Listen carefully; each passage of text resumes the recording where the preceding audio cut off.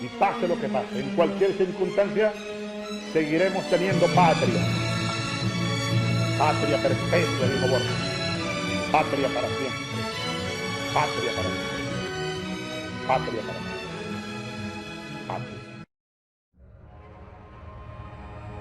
Invasiones y golpes suaves del imperio en América. La política exterior agresiva de los gobiernos de Estados Unidos hacia distintos países, especialmente a los países de América, es una característica inherente a su propia condición, puesto que, desde su independencia, 1776, inició su proceso de expansión. Basta realizar un recuento de las distintas actividades de intromisión militar injerencista, más relevantes realizado de manera histórica por el gobierno de los Estados Unidos, siguiendo la frase del presidente Monroe: América para los americanos, 1823. 1. México, 1846, ordenaron el desplazamiento de 20.000 soldados a la frontera sur y 8 buques de guerra frente a las costas de California para apoderarse de la mitad del territorio mexicano.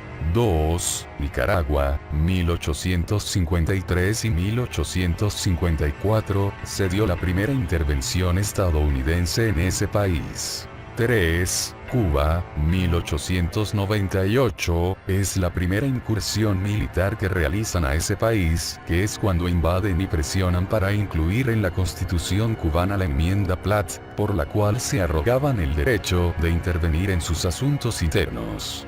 4. Haití, 1915, la invasión estadounidense comenzó en julio, cuando 330 marines desembarcaron en Port-au-Prince para salvaguardar los intereses de las corporaciones norteamericanas, dirigiéndose directamente al Banco Nacional de Haití, y retiraron sus reservas de oro y las depositaron en el Citibank en Nueva York. 5. República Dominicana, 1916-1924, obligando al secretario de guerra de la época, Desiderio Arias, a abandonar Santo Domingo bajo la amenaza de realizar un bombardeo naval a la ciudad. 6. Guatemala, 1954, golpe de estado contra el gobierno de Jacobo Arbenz, cuando a través de una operación encubierta, llamada Visuces, código de inteligencia estadounidense, entraron a ese país en 4 grupos de unos 480 soldados a través de 5 puntos a lo largo de la frontera hondureña y salvadoreña, para simular mayor número de soldados.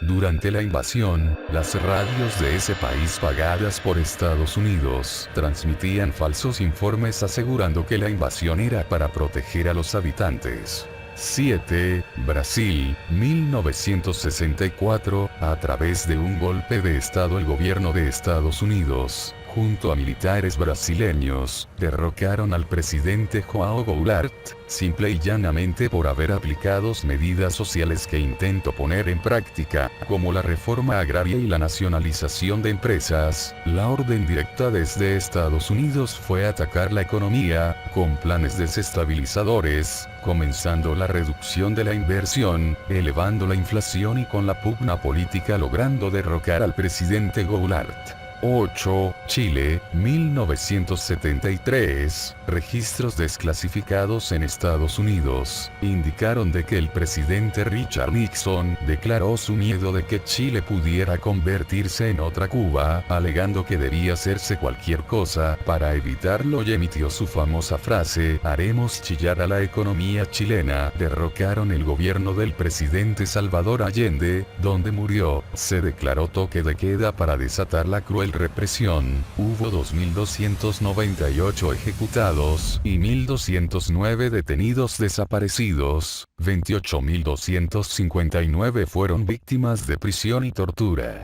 9. Granada, 1983, bajo la presidencia de Ronald Reagan, se ordenó la invasión a la isla. La operación se llamó Furia Urgente. La desinformación fue la clave para llevar a cabo la invasión. Durante varios días antes, Estados Unidos venía informando falsamente sobre el supuesto descubrimiento de una gran fosa común que contenía los cadáveres de unos 100 isleños en Nicaragua, los cuales habrían sido asesinados patrocinados por fuerzas comunistas de ese país, lo que llevó a un infundado descontento masivo de la población.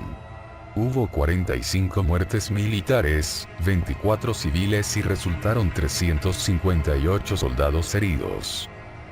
10. Panamá, 1989, el presidente George Bush decidió una invasión para derrocar al general Manuel Noriega acusándolo de narcotráfico. Esta ocupación duró muy pocos días, nunca se dieron a conocer cifras oficiales de víctimas, el barrio El Chorrillo fue destruido, pero los muertos no fueron contabilizados. El estadounidense Gene Sharp, autor del Manual del Golpe Suave, introdujo una variante de estilo de las distintas formas de golpe de Estado utilizadas por el imperio a lo largo de más de 169 años en las distintas partes del planeta, tales como operaciones psicológicas, boicot económicos, protestas callejeras, no cooperación, cerco económico internacional e intervención militar, si no prosperan el derrocamiento del gobierno en las fases iniciales del método sugerido por Sr. Gene Sharp. El manual toma elementos del golpe contra el presidente Salvador Allende, una de sus características está la movilización en masa de la oposición disociada. Ejemplo de estos procedimientos golpistas: Yugoslavia, 1999, Venezuela, 2002, Ucrania, 2004. Aplicándose golpes suaves, sin derramamiento de sangre, en Madagascar, Mauritania y Níger, en otros países, Chile, 1973, Panamá, 1989, Haití, 1991, y varios países asiáticos y africanos con violencia militar interna y externa, y los extremos como las masacres en Afganistán, 2001, Irak, 2003, y Libia, 2011, en las que se derrocó a gobiernos incómodos, matando a decenas de miles de personas. Revisemos un poco la metodología de este manual de golpe suave. 1. Etapa. Ablandamiento. En esta primera parte se emplea la guerra de cuarta generación, desarrollando matrices de opinión centradas en déficit real o potenciales. Cabalgamiento de los conflictos, promocionando el descontento, potenciando los factores de malestar entre los que destacan el desabastecimiento, inseguridad, manipulación del dólar, entre otros. Denuncias de corrupción infundadas, sin pruebas de ninguna naturaleza, replicadas a través de la prensa nacional o internacional, promoción de intrigas entre sectores de la revolución, impulsando el sectarismo y en procura de la fractura de la unidad de forma tal de crear el descontento, abatimiento y desesperanza en la población venezolana. 2. Etapa. Deslegitimación.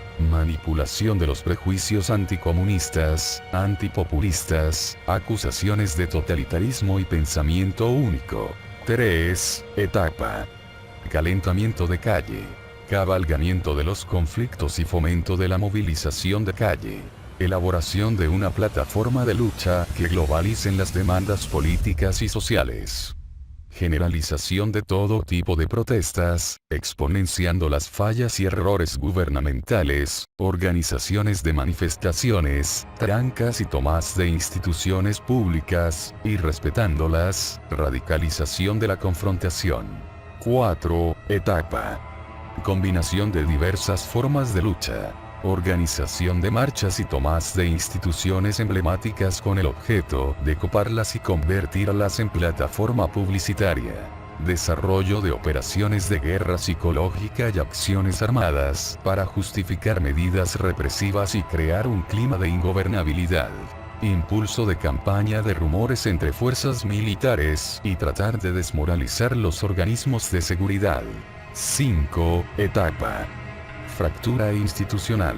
Sobre la base de toma callejera, tomas de instituciones y pronunciamiento militares, se obliga a la renuncia del presidente, en caso de fracaso se mantiene la presión de calle y se migra a la resistencia armada.